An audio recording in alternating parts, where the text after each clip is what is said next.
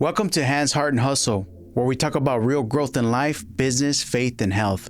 This is the show where we dig deep into the drive, purpose, and passion that fuel everyday people doing extraordinary things. I'm your host, Juan Briseño. Let's get into it. Today, I'm joined with Pastor Andrew Boganwright, the campus pastor of Sandals Church in Moreno Valley. He's a man who's walked through some of life's deepest valleys. His story isn't about easy faith. It's about the kind that forged in pain. We're talking about faith tested through loss, through addiction in the family, and through moments when God felt silent. Yet somehow, grace still held him. Pastor, first of all, thank you so much for being here. My pleasure. So we're just gonna get into the show and talk about, what happens with when you pastor, when you lead a church, and with your own story that you have some testimonies and some things that happen in your life that you can hopefully inspire others to have some hope. Sounds good, man. So tell me a little bit about your story. How was it growing up, and what sparked your faith? Yeah, I mean, I always kind of knew church. My parents were heavily involved. They lived it at home. They were involved at church, so I kind of didn't know anything else. So it's very much a part of life. There's a few moments in high school where, you have to make a decision if it's your own faith or not. Right. And my senior year, I got in trouble with my friends. We were in choir, which means I'm a nerd, but we were on a choir trip, got in trouble, and our choir director was a believer, and we were all believers, went to the same church, and he just came up to us, and he was like so disappointed, and I didn't think what we did was like a huge deal, but he's like, everyone looks to you guys, and they all see that you're believers, and you haven't been acting like it. I'm really disappointed. I hope you guys learn from this and change. And I was just like, oh, crap. And so the next day we had to go to Disneyland and sit on these green benches for the entire day and just think about it. And that really got me going, okay, am I going to make this my own faith? Am I going to be serious about it or not? And kind of just went from there. There's a lot of other moments, of course, but that was a big one. So your parents were Christians? Yeah. And you grew up in, you said Fresno, right? Clovis, which is inside Fresno. It's kind of, tucked away. So did you always knew that you wanted to be in ministry, or how did that go about? No, I mean, I was always really involved, but I didn't know for sure what I wanted to do for a career. When I was 20, I just kind of got out of a bad relationship. So I was sort of open to what am I going to do with my life? And I was praying a lot. And, I did the kind of classic open my Bible up and just pointed a verse. I just wanted something from God.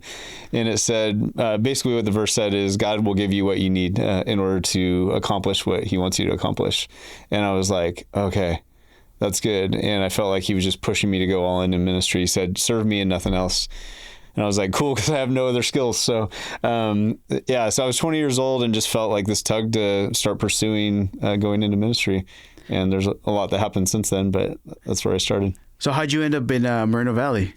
Because you run the campus at Moreno Valley under Sandals Church, right? Yeah. Pastor Matt? Yeah, so left Fresno to go to a Bible college called Life Pacific in San Dimas. Found Sandals. I knew someone from Fresno who is the worship leader at Sandals. So we started commuting out to Riverside, and just fell in love with the church. God really moved in our lives. I would say became really addicted to God's grace. We were kind of a good boy and girl that grew up in church, but really came to know Jesus, and started serving, getting involved for about 5 years, and then came on staff 19 years ago. Right. And then was in 5 different roles. So doing a bunch of different things. Was a campus pastor in one of our Riverside campuses. And then moved to our network team. I supported men's and marriage ministry, and then they asked me to come to Moreno Valley. So been there for the last 3.5 years now. Nice. How is it being under Matt Brown? Oh, awesome. Matt is the real deal. He's hilarious. Says wild stuff. He's authentically himself. And that's one of the things we loved is just, I grew up in so much pretending in church, how are you doing? And your life could be falling apart. Oh, I'm blessed, brother. Just saying stuff like that that's not real. And he'll just tell you how he is and how he's actually doing. And it's just been awesome to know that I have a safe place where I can share anything, and he's going to listen to me. He's going to think the best about me, and not determine my worth based on my mistakes, but based on God's grace. And that's the whole movement, right? Being real. Absolutely, man. And that's why I think I was drawn to it too, because it's like, wow, I can be myself. Because there's a lot of people that just pretend, right? Oh, totally. Like you just mentioned, and like they think they have it all together, but their marriage is falling apart. But when they go to church, they're showing another face. Right. And there's a lot of that. That's why we get the categorized as hypocrites a lot, right? Yes. Because it's like you see those people that just go to church, they do good, they come home, and they live a whole different lifestyle. Right. Yeah, I mean, following Jesus doesn't mean you don't have any problems anymore or stop making mistakes. Right. It just means you have a different focus. And so, yeah, I mean, the freedom to be able to admit that I sometimes am a bad husband, and I mess up as a dad, and I don't always want to do ministry, even though I do love people. And like safety to say all that is really freeing and allows you to be a whole person instead of categorizing your life as I live this way in regular life, and then when it comes to church, then I put on a face and pretend that I'm somebody else, and that's just exhausting. I don't have any energy for that. So double life. Right, life's hard enough. I don't need to add fakeness to that. So yeah, and I think that's the thing that people don't understand. When you come to Jesus, it's like you have an additional helper by your side. It's a tool. Not to say necessarily categorize it as a tool, but it's something that we can go to, because especially me, I go through a lot of struggles. Yeah, in my life. Like you said, I'm not the perfect husband. I've never been the perfect dad. Mm-hmm. I try to be, but I'm not gonna get it right. And by having Jesus and friendships that are real, I can build up on that and do better and grow. Yeah, absolutely.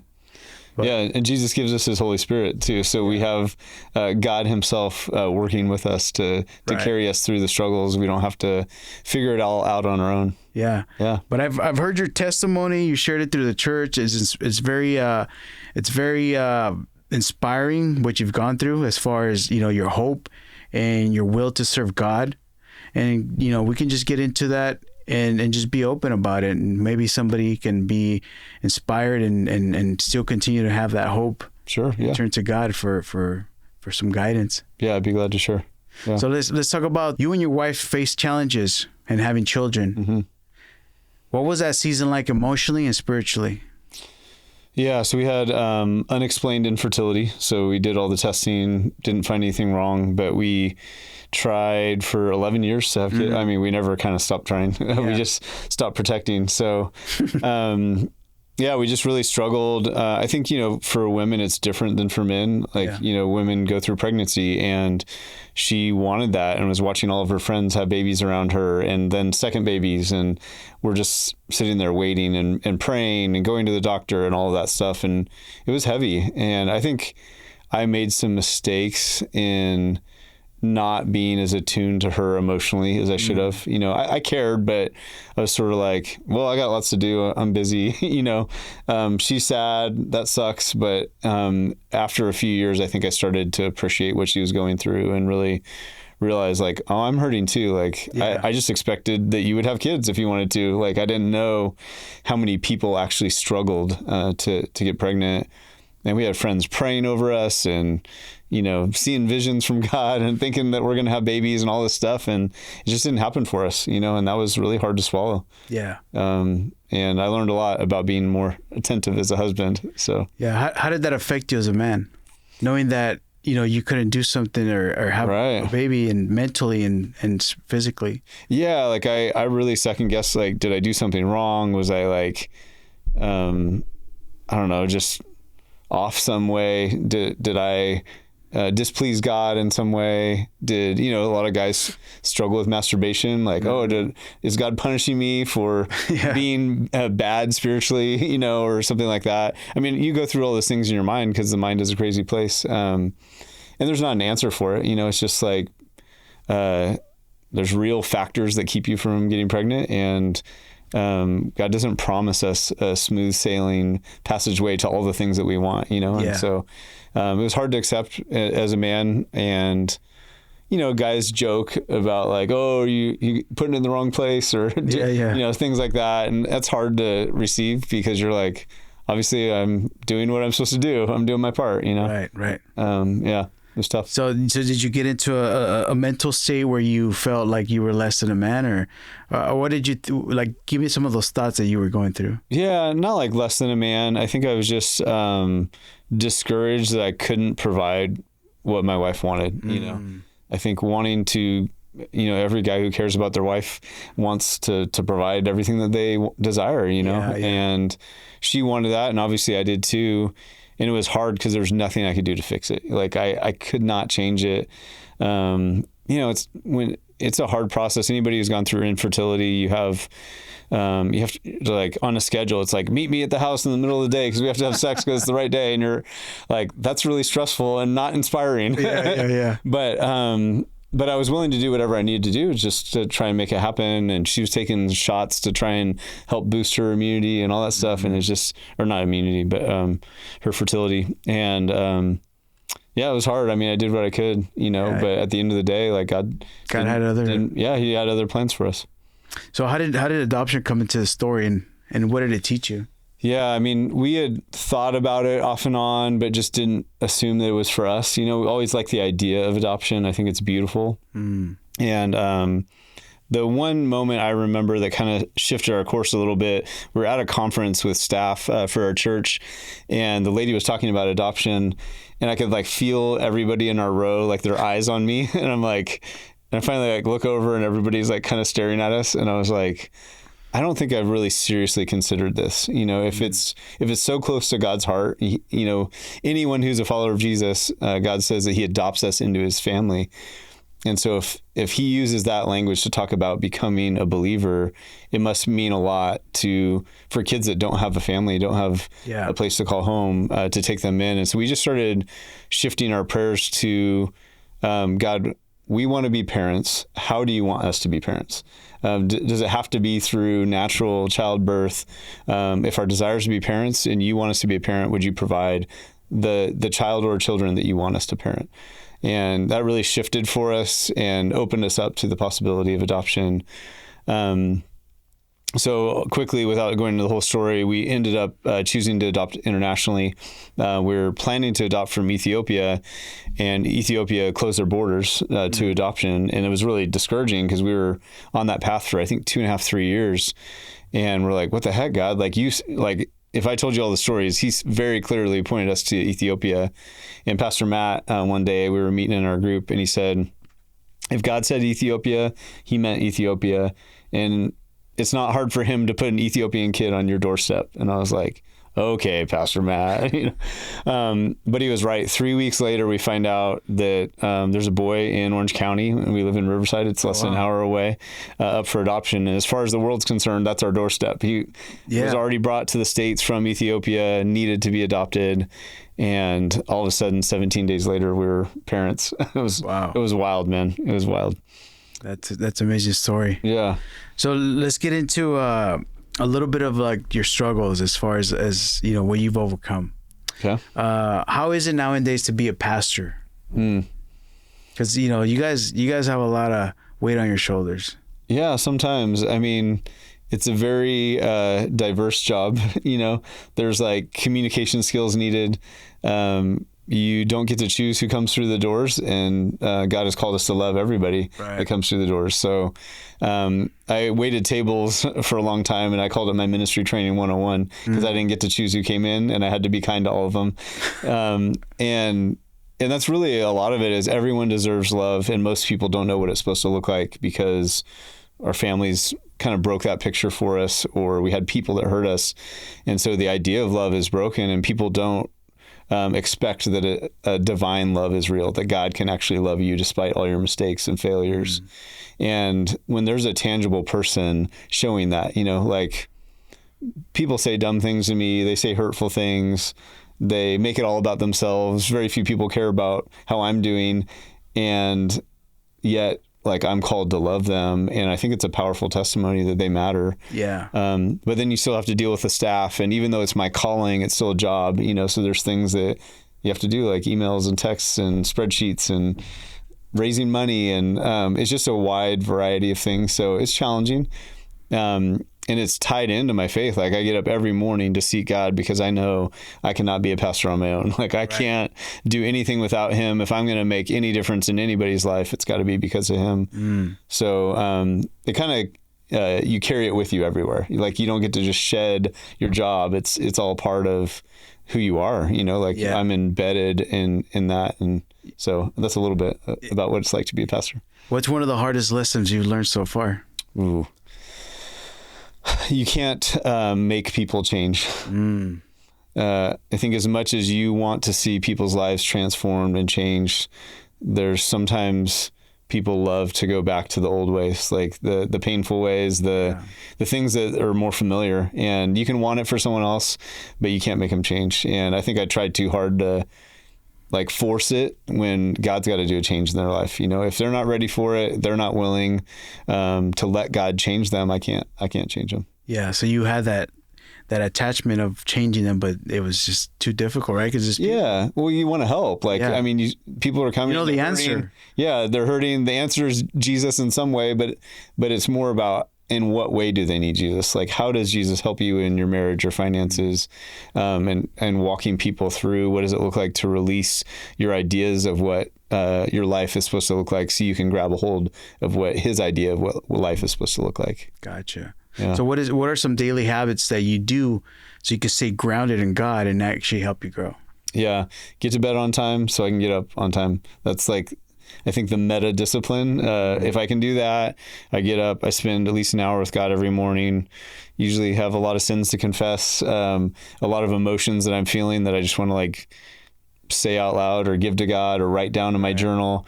I read scripture, I pray, and just really prepare myself for the day and for ministry. I know that I'm going to be pouring out throughout the day, so I start there. I tend to be like more of an anxious person naturally, and so then I work out after that. So after I get up and spend time with God, go for a run, move some heavy weights. It helps me just settle emotionally and not be worried about myself, but really be able to give myself for others during the day. Yeah, because you go to the gym too, right? I mean, you could only tell. I'm trying. What does that look like, that routine for you? Do you wake up like super early, or how is that? I get up at like 5 a.m., so I have a solid hour with God and solid hour working out. And getting a few things done before I hit the day. So because there's a correlation with that, with the renewing of the mind, and then God's body. In the body. God says, you're my vessel, so you have to take care of it, right? Yeah.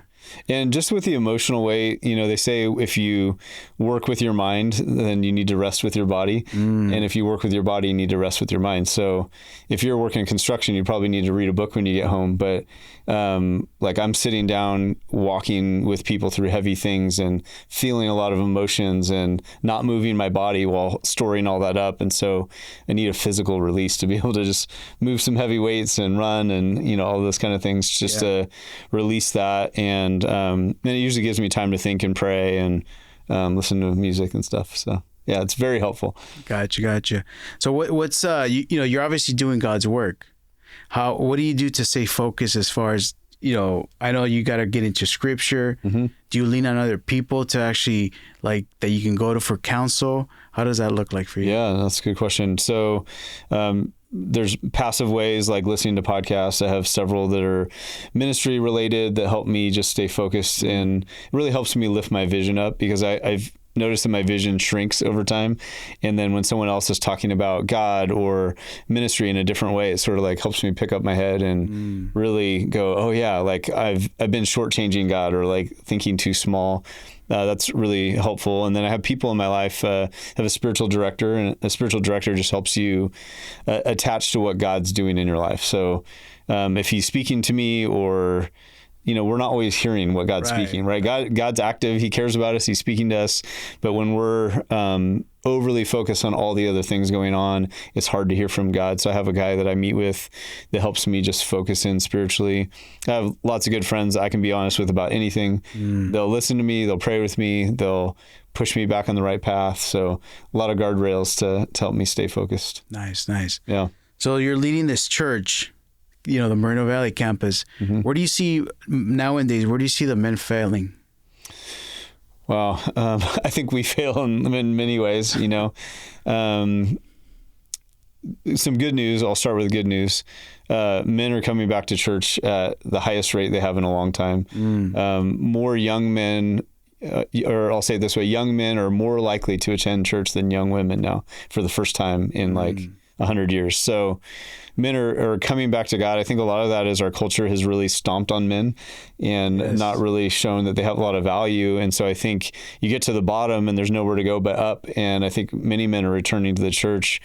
But a lot of guys, I think, get caught up in secrets. So pornography is huge. Nobody talks about it, right? But everybody struggles with it. It's a huge factor for a lot of guys. Just hiding drugs, alcohol, things that they don't want other people to see because they don't know how to cope with their emotions. And, I think even though we know it's good to share our emotions, most men still grow up with the mentality like, oh, I'm tough, I can push through it. Emotions are for women, all that stuff. And it's dumb. Like, everybody's an emotional being. That's how God made us. Why are we avoiding this? Let's actually talk about the things that we're struggling with. Let's talk about our fears and our failures. And when you do, it frees you to not take on the emotional weight of, I have to be perfect, I have to get it right. I think a lot of men respond in anger because they're insecure. So I don't know if I'm really a man. And so anything that makes me feel like less of a man, I'm going to respond in anger and fight back rather than going, hey, what's going on inside me? Why do I feel this way? I should talk to somebody about this. And it could be a counselor, it could be a friend, it could be a pastor. But working through those things, the men I know that are really great men talk about the things they're going through. Right. If you stuff it down, you're just going to end up hurting everybody around you. So stuffing things, pornography, anger, a lot of those things are huge. Yeah, and I think, like you said, society has really brought men down because the whole feminist movement is just, they want to, the Jezebel spirit, I think, wants to supersede us as men. I think, there's an overcorrection because I think a long time ago, women didn't have a place to accomplish all the things that God made them to do. But now you don't have to squash men in order to build up women. You can build up both at the same time. And I think that's where we miss it a lot, is not building both up and saying, hey, God made men and women different. Right. They have different types of gifts. They have different strengths. And it's okay to celebrate both. We don't have to be negative toward one in order to think positively about the other. Right. No, that's a great answer. When it comes to men that do have families, how can they step up and lead their families when, because the kids right now, I think there's a lot of homes with fatherless parents. Or with fatherless dads. Yeah. So like, where can we step up as men and to lead our families, because there's a big problem in that. Yeah. From my perspective, God first. If you don't have a real relationship with God, you don't have much to offer to your family. As far as leading them in that way. Leadership is about going first. It's not about having the answers. It's not about being macho. It's about, I'm willing to go first. So if everybody's tired and doesn't want to go to church, I'm going to church because I'm going to put my priorities in place and I'm going to guide my family to have the right priorities, even if everybody wants to do something else. And you lead by going first. You lead by sacrificing. You lead not by yelling, screaming, and demanding. You lead by example.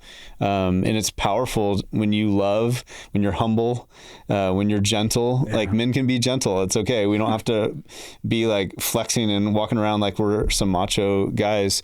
Share your feelings with your family. When your family sees that you're both strong and gentle, that's someone worth following. Right. And they want to follow suit, and they go, if he is following God and loves us like this, I think I want to follow the God that loves, or that helps him love like that. So leadership is, it's a lot of going first. It's a lot of falling on your sword. God's call to men for their wives, if they're married, is love your wife as Christ loved the church, and Christ loved the church by sacrificing himself for it.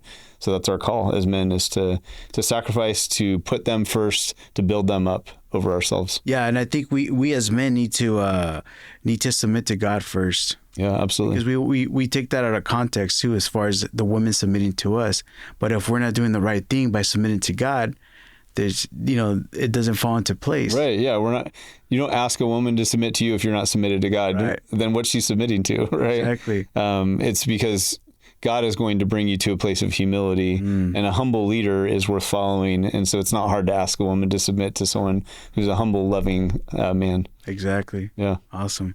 So I know we had conversations, outside of church, and we share similar stories with our family, and especially my brother, your brother, they went through addiction. Can you share a little bit of what that looked like for you, and how you as a pastor help other people? And yeah, you were going through this situation with your brother. Can you share a little bit about that? Yeah, for sure. Growing up in a really great home, I didn't have a lot of trauma or craziness or anything going on. We're very sheltered, very protected. And so when my brother started, experimenting with drugs in his late teenage years, early 20s, it rocked our family. A lot of negative things comes out of that. Right. And it really started drawing me to pray for him, and my attempts to try and help were not helpful. It pushed him away more. And it was very it was just difficult because I didn't feel like there was anything I could do. And I watched my parents think what did we do wrong? How do we mess up? And it was really hard on the whole family. He got clean for a while, and then more recently had found out he was using again. And we, just watching his life and his family just deteriorate over a couple of years, just, losing a home, living in a trailer, living in a hotel, living in a car, eventually to the streets. It just takes everything. Yeah. And makes you angry. It makes you sad. It makes you not know what to do. It's awkward. It's hard to be in a relationship. Asking for money and then mad at you if you don't give it, and then you feel bad, and then you want to help, but then helping hurts, and it's just a lot of those things. So yeah, I could share how it ended if you want, but it was one of the things and actually this happened to me when I went to Hunter Park. I was dealing with my brother's addiction too, and I heard a sermon by Pastor Matt about this camp in Rosarito.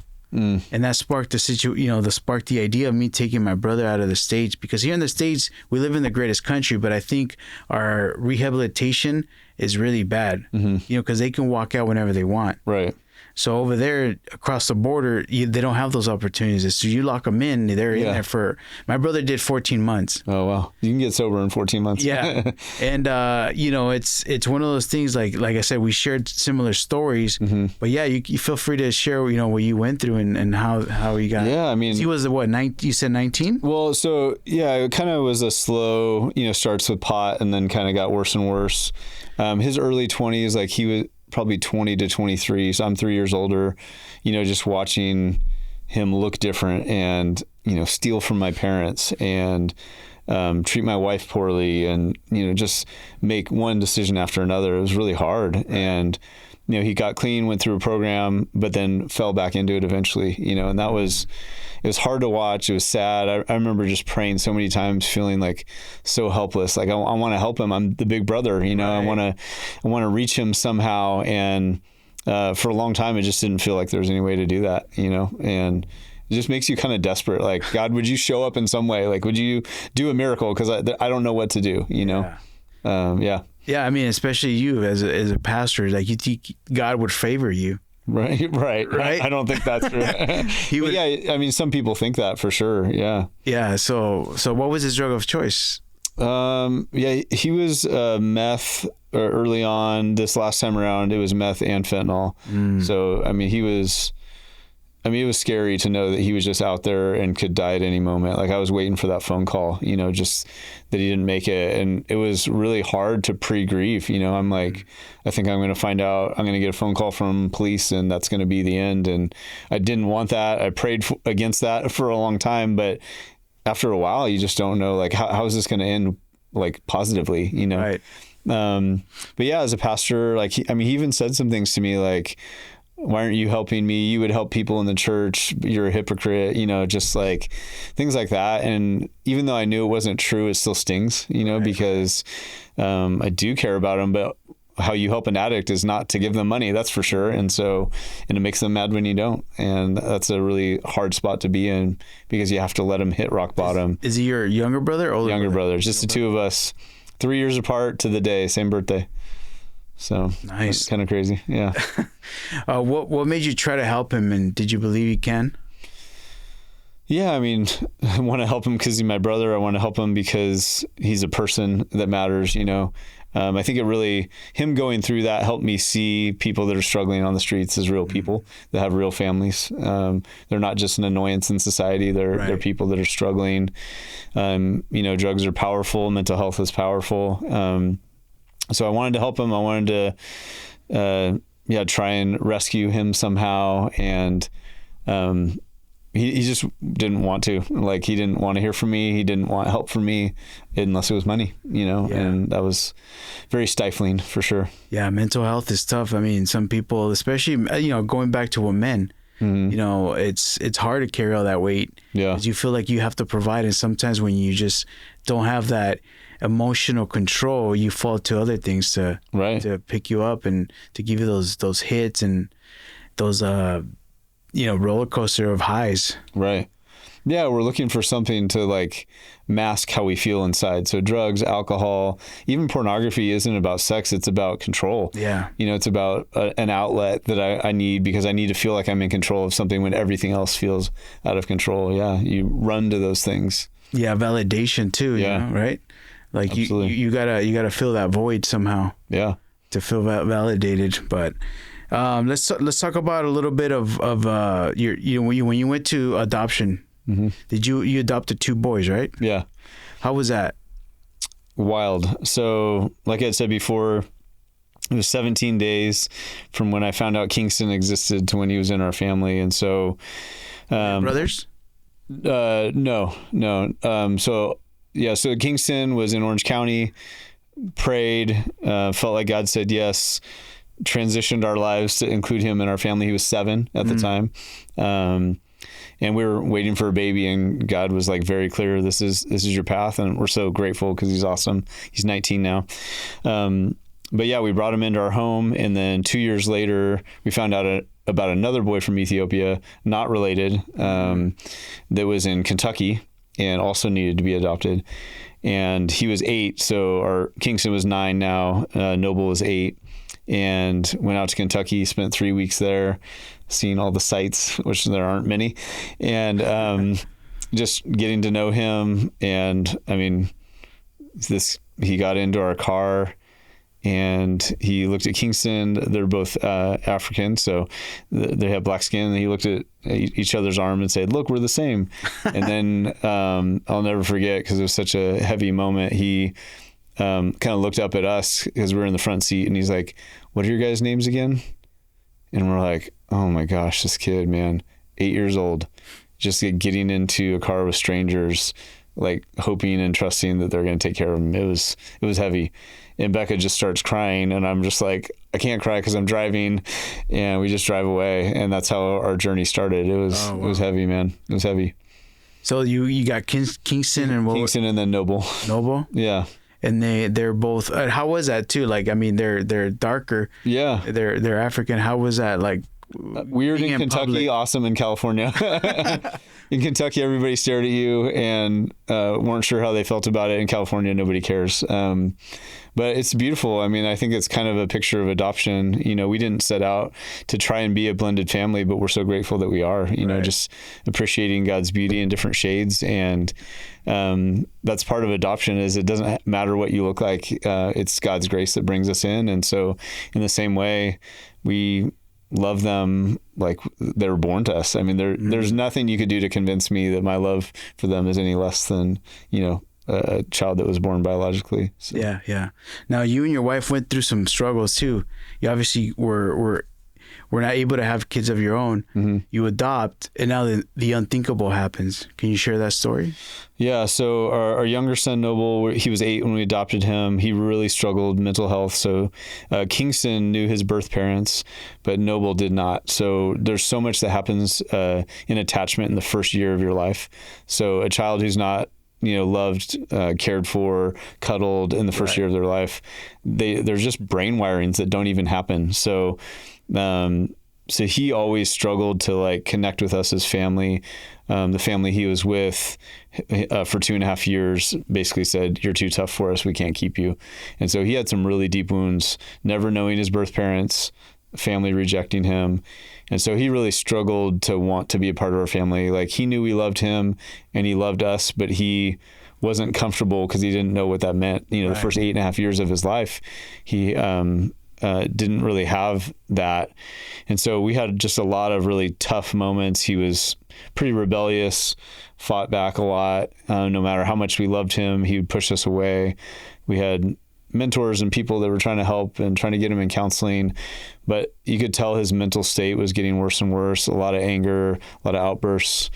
We would just kneel outside his bedroom and pray, and we locked our doors for fear of him maybe hurting us. It was a really hard time. And it escalated right around Christmas 2019.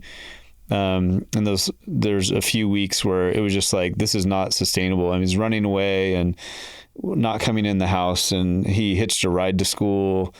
I mean, just police being called. How old was he then? He was 12 years old. So you had him for 4 years already? Yeah, 4 years. And then one morning he didn't come downstairs for school.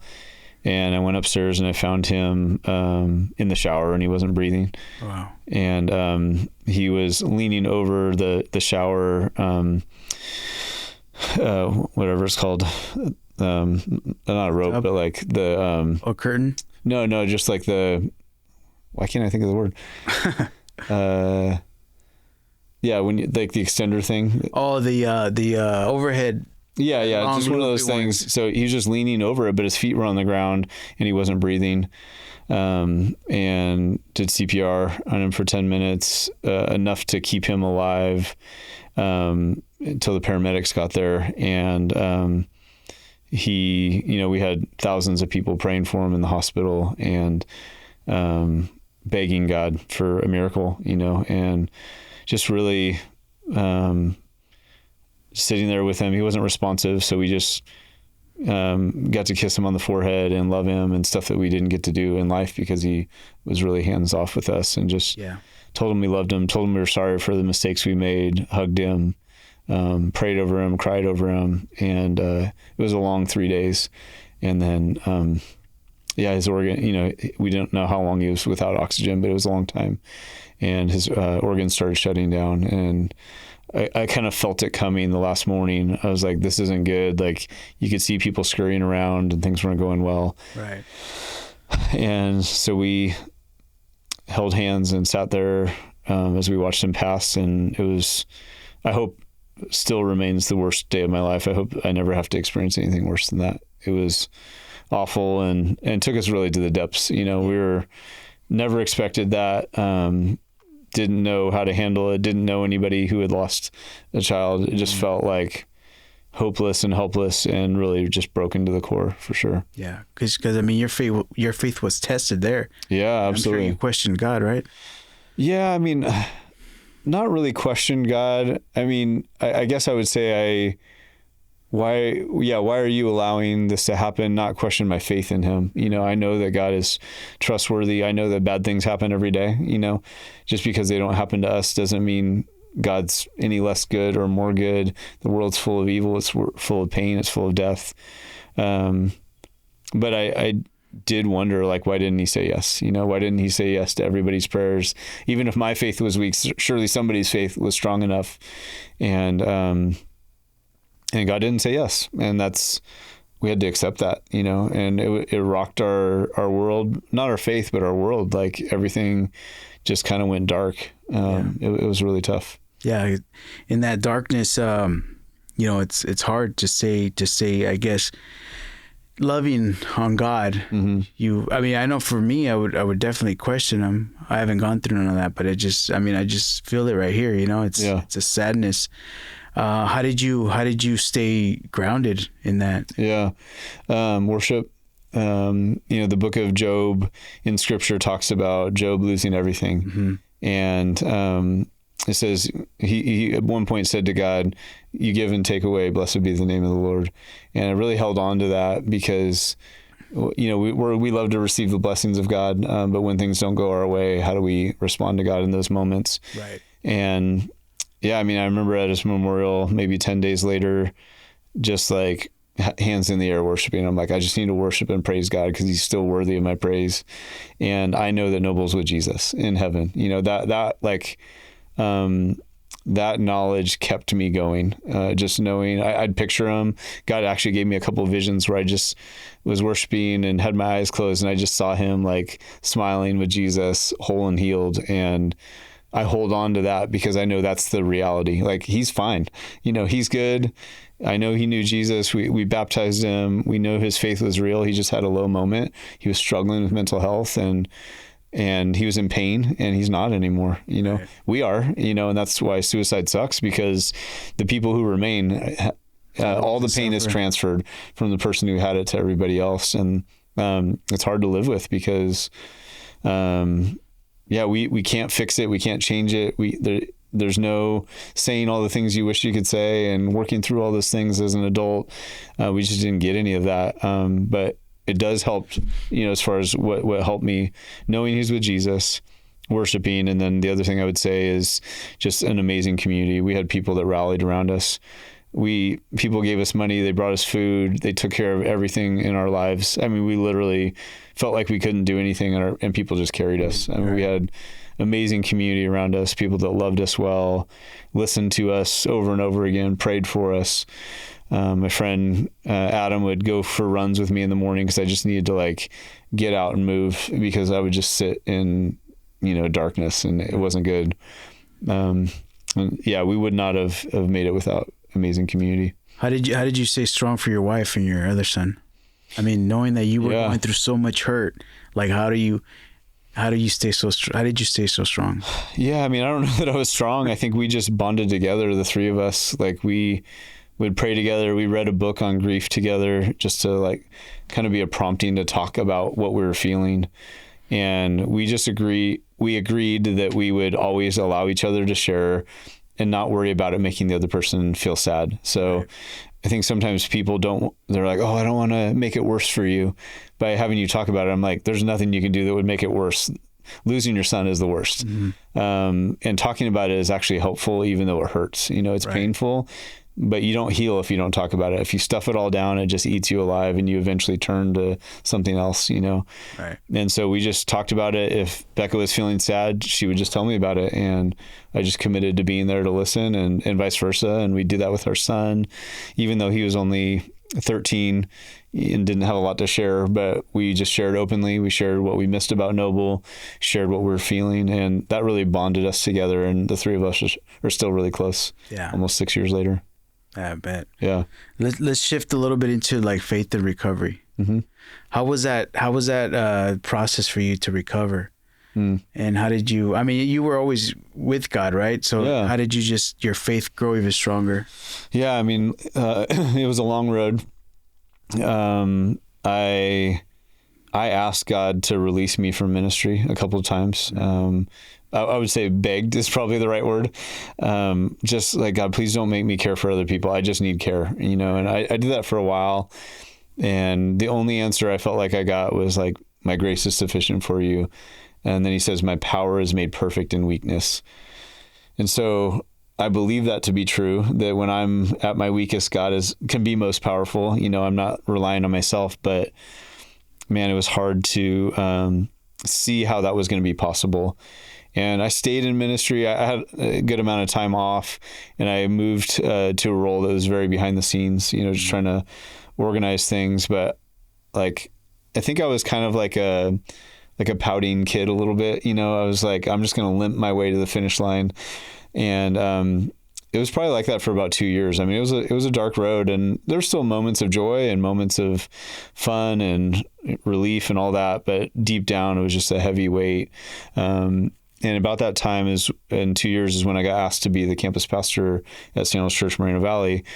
And God gave me this vision of myself in a wheelchair, and I was trying to wheel myself really, really fast. Mm-hmm. And then I just got up and started running. And as I processed it with my spiritual director, I realized God had been healing my legs for the last 2 years. Oh, wow. But I wanted to stay in the wheelchair and just wheel it faster. Like, I'm just going to pout my way to the finish line, and I'll do your work and be obedient. And God was just basically like, I have more work for you. You know, you can run now, your legs work.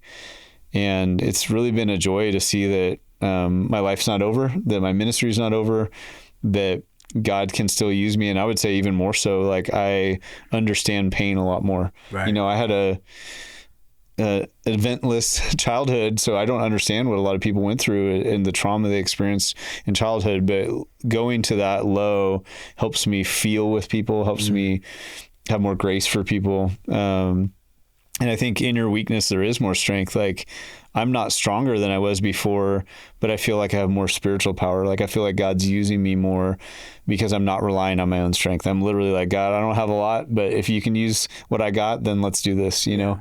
And I would say my willingness is higher. My obedience is higher.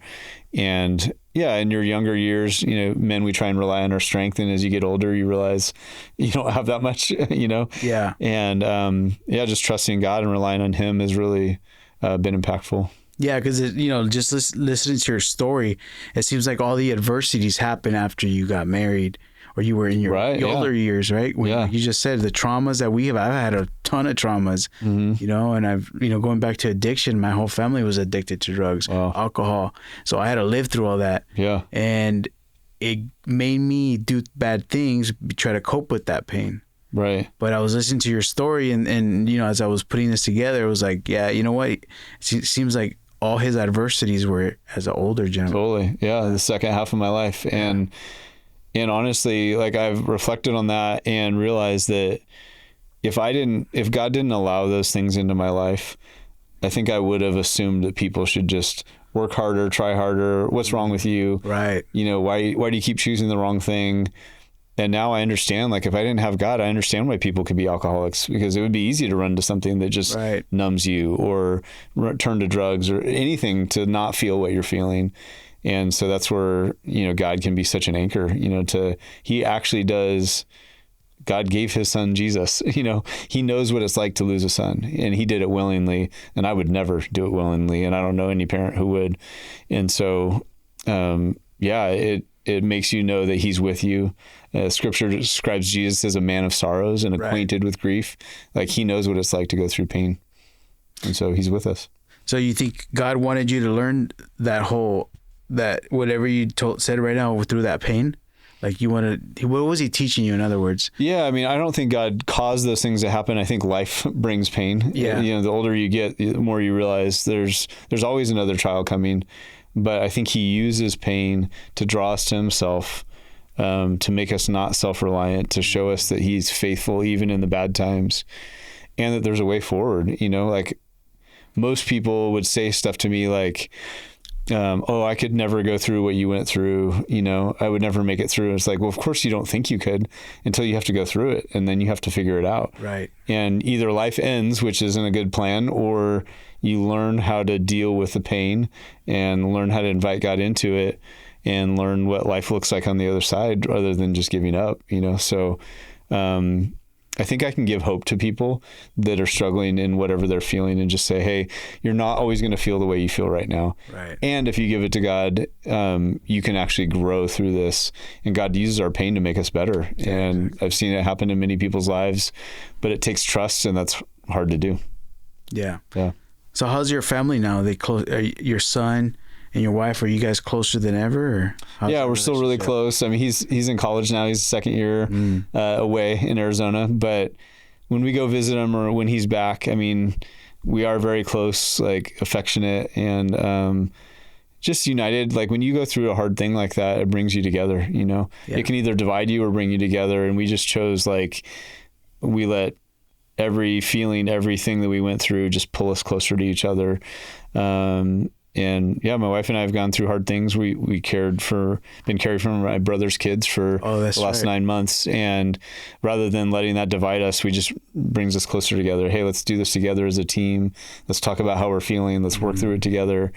And, you know, grateful for the lessons that I learned. Because a lot of people, when you lose a child, a lot of people get divorced. They go into themselves, they feel differently or at different times, and then they just kind of drift away. And I'm so thankful that God just pulled us together. We just kept talking. So that's amazing. Yeah. Great story. Thanks, man. And she serves with you too, right? She's a worship leader. We served a marriage ministry. We have always discipled and mentored people, but she leads worship. She's phenomenal. I grew up in choir, but I gave up singing when I met her because she's like an actual real singer, and I suck. But we've married 22 years and just grateful for the life that we have, even with its pain. We're grateful that we have each other, and our son is an amazing kid. He loves Jesus, following God on his own now at 19 years old, and really proud of him. 22 years, huh? 22 years. I believe I got 1 year ahead of you. Yeah. Well, you better know. Yeah, right. Your wife listens to this. That's true. So what would you say for somebody that's questioning God and is going through some pain right now? Yeah. I would say God understands. He's not afraid of your questions. It's okay to question him. He knows who he is. He's not confused about that. And I think he wants us to wrestle with how is God real and allows bad things to happen to people. We assume that bad things should happen to bad people and good things should happen to good people, but that's not the way life works, and it never has. And I've seen just in my life that responding well to tragedy has actually inspired other people's faith, rather than, woe is me, I'm a victim, why is God punishing me? If you're going through pain, I would say that's the time to lean into God, because he made you, he loves you, he has a plan for you, and he's the only one that can point you on the right path. We can bring people around us to cheer us on and encourage us, but that doesn't change our situation. Only God can do that. And it's called faith for a reason, because you have to step out. It's like taking that leap and hoping that there's ground beneath you. And if you're willing to take that leap, God is real. He's proven himself to be real, but you have to choose that in the midst of the pain and believe that he can take you through. Right. Through all your suffering, what's one truth that God made real for you? I think just his closeness. I remember feeling like I hadn't heard from God for a while, a couple months after we lost Noble, and I was meeting with another pastor who's my spiritual director, and I was just frustrated, and I was like, why can't I hear from God? Why isn't he saying anything? Like after all this pain I've gone through, like, why isn't he showing up more? And he said the wisest thing. He said, because only God knows, there's nothing he could say that would make you feel any better. And I was like, that's so true. Like, God couldn't have said anything, and no one could have said anything that would have made me feel better. I had to walk it out. And his nearness, even in silence, was so powerful to me. And that made me realize he's there. Like, he's near, he's close, he's with me, sustaining me. And that truth has really helped me. Wow, that's a good one. Thanks. How can somebody build their faith when they're going through a broken season of their life? Yeah. I would say don't run away from your pain. We talked a lot about addiction, and those things are masks that don't help you actually deal with the real pain. Talk to other people, especially people that have walked through hard things and have allowed God to walk them through. To invite people into even the dark places, because it feels really scary, but it's scary because you're feeling it. Everybody else isn't feeling that. They can handle it. You sharing your real emotions doesn't hurt them. It just helps them to know you. And when they know you, they can care for you more and be there for you. And I think the tendency is to isolate when you're going through something hard. Nobody understands me. Why is this happening to me? And you can feel bad for yourself rather than, what can I do with this? How can I learn from my pain? There's always a lesson in it. A lesson to make us better, a lesson to be more compassionate, a lesson to help other people. Yeah, I think your hope never gave up. Yeah. What's a piece of advice that for somebody that doesn't have any hope right now, that is going through a lot, a lot of heaviness, what would you say to them? Yeah. One of the key things of the Christian faith is that we have the hope of eternal life. And I shared before about seeing a vision of my son, Noble. If you believe that there is life after death, that's what we're actually living for. If we're trying to have all of our dreams fulfilled on earth, everyone's going to be disappointed. Right. But if you're living for a kingdom that is ahead in the future, it gives you hope. And it really helped me take a step back from my circumstances and go, even if I lose everything, even if I lose my wife and my other son and all my money and everything else, it's temporary, and I have an eternity with Jesus to look forward to. And honestly, that's where I get hope. I don't have the same kind of hopes on building this amazing life with my family and having a bunch of grandkids all around. Now we have one child to produce that. Like those things are blessings on earth that I think we can enjoy, and they're blessings from God, but they're not the end all be all. We have to have something more to look forward to. And if you truly believe in Jesus and believe he is who he says he was, that he really conquered death, which I believe he did. And if he conquered death, then he can certainly bring us from death to life for eternity. And that gives me all the hope in the world. And I think it can give others hope as well. Awesome. That was good. So let's talk about a little bit of, like what do you do in your free time, and how have you changed your life after all these valleys and darkness? And I mean, you stand here still leading the church, right? At the Moreno Valley campus. Yeah. How do you, what's that like? So you said free time? Yeah. What's your free time? I don't know what that is. No.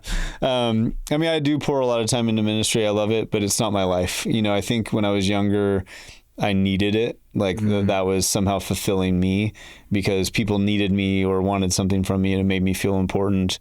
I don't need it now. Now it's a calling. It's an obedience to God. And so I am a normal person outside of like I love to exercise. I love to hike. I love to travel. I have a lot of good friends in our neighborhood that are like brothers, and we watch football together. Actually a lot of sports. And then we have some sports that we have the same team and some that we have different teams. And I do fantasy football, lots of things. So you're human. I'm a human. Yeah. I'm not a robot. I don't live at the church. Just like when you're a kid, you think the teachers like live at the school. I don't live at the church.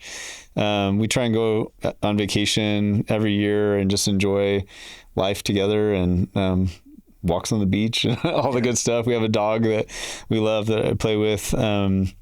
Just normal life stuff. It's not just a job to me, but I am somebody outside of the role of being a pastor. Yeah, because it is technically a job, right? A lot of people don't understand that it is a job. Yeah. And you can get paid because they look at that like, why should he get paid? Right. Because it takes 50 hours of my week. That's why I don't know how you have time to do that without. But just the unbeliever, I think that's the way they think. It's like, why is he going to get paid if he's doing God's work? Shouldn't he do that for free? Right. But if I could, I mean, if I had the time, I would love to do most of what I do for free. Right. There's some parts of it that are just job, but a lot of it I love. And I wish I had all the time in the world, to do that. Thankful to have a sugar mama. A lot of guys in ministry have a wife who's a teacher, a nurse, or she's somebody. A teacher? Yeah, she's a teacher. Because churches tend not to pay as much as you would make in the free market economy, and that's okay. Like, God takes care of us, and we're blessed. So that's the hope. Get a sugar mama, right? Or a sugar mama, yeah. It's not a bad thing. If you can let it not burst your ego bubble, then it's a great and beautiful thing. Yeah, that's good. Yeah, and one of our guys too. His wife's the breadwinner, which is cool. I mean, nowadays, it's fine. Yeah, it's all power to you guys. I know my wife. I'm kind of jealous right now, man. Yeah, she's smart. She's a great leader. She's doing really well. So awesome. Any last words that you want to just share for the person on the other side that are going through some things? Yeah. You shared at the beginning how our vision as Sandals Church is to be real with ourselves, God, and others. And I think a lot of people's misconception of God is that you have to transform into some like weirdo in order to follow him. And certainly there's things that God asks us to do that maybe might make you feel weird, but you can be a normal person with normal emotions and everyone's broken. We all have sin. We all have brokenness. We all have things that we mess up on. And so it's not a club of righteous people. It's people who know they're broken that join into the church and go, God, would you save me and make me different? Right. And I think there's room for everybody because of that, because if anyone who's honest with themselves knows they're not perfect, you know? And if you're not perfect and God's holy, how do we have a relationship with him? It's through his son, Jesus. And so I'm grateful to have gotten the opportunity, and I want to share with other people that you don't have to some things in your life are going to change, but it's better. Yeah. Because God knows us, he knows what's best for us, and his path is better than the path of the world. It leads to death and destruction, and we see that all around us. Now we have access to everything in the world through our phones. Right. And we know that following your own pattern or your own desires and path always leads to destruction. Right. Yeah. Let me ask you a last question. Sure. What was your feelings when Charlie Kirk got assassinated? Yeah. How did you feel about that? I learned about him through my son because he's on a college campus that Charlie Kirk had visited, and I didn't really know a ton about him until recently. But I know there's a lot of controversy about him, and so it's not really important whether you think he was amazing or not. I think what was good about him is he stood up for speaking what you believe. Right. And so if you're a follower of Jesus and a Christian, the last 10 years of media has really suffocated anyone who has that point of view. And I think he empowered young people to stand up and be willing to whatever side you're on or whatever you believe to say what you believe. And he really encouraged dialogue and conversation. And I think that's empowering. Right. And so as a follower of Jesus, I want people to be able to choose him or choose not to. We shouldn't be forced to believe anything. Right. So it was shocking because I knew he was very well known. He was young. Someone texted me that and I was like, oh my gosh, I didn't even think about that happening. And so, yeah, sad for his family and sad for even the outflow of what it's done in creating more division in our culture, And I don't need to be a Charlie Kirk defender because that's not what my life's about. It's about pointing to Jesus. And I think even with his flaws, he tried to do that. And I appreciate that he did that. Awesome. Great answer. Thanks. So where can people find you? Are you on social media? Any platform? Barely. My Instagram is at AJ Bogie, Bogie. So my last name is Boganwright. That's probably the only thing I use. I don't really do TikTok. I'm too old. Are you sure you're not a dancing pastor? Yeah, no TikTok. I'm on Facebook, I think. But I could give my email address if you want it. I'll put it on the. Okay, sounds good. Yeah, but glad. What about the church? Like you go to the church and they find you there? Yeah, at Sandals Church, you'll see all of that. At Sandals Moval, MOVAL is our campus, and you can see about all the things going on there. Check out the website, and it's a great church, man. I've been here 24 years, and so grateful to. It's very diverse, huh? Oh yeah, especially in Moreno Valley, man. Yeah, I'm the only white guy on staff, so it's great. I love it. It's a picture of heaven. We're all going to be together with all of our different backgrounds and different looks, and it's awesome. Awesome, man. Yeah. Well, appreciate your time. This was a good conversation, and I hope somebody on the other side gets inspired of just to have hope when they're going through these deep, dark valleys. And like you, it's just a perfect picture of what you stood for with God and your hope, and you never gave up, and you're here. Thanks, man. Awesome. My pleasure. Thank you. Thank you. Shake hands. Thanks for tuning into Hands, Heart, and Hustle. If this conversation with Andrew spoke to you, please take a moment to reflect, subscribe, and share with somebody who needs to hear it. Until next time, keep your hands working, your heart aligned, and your hustle growing with purpose. The greatest gift that I got is grit. Resilient, I don't know how to quit. And I don't know what it is. You can call it innate, call it what you want to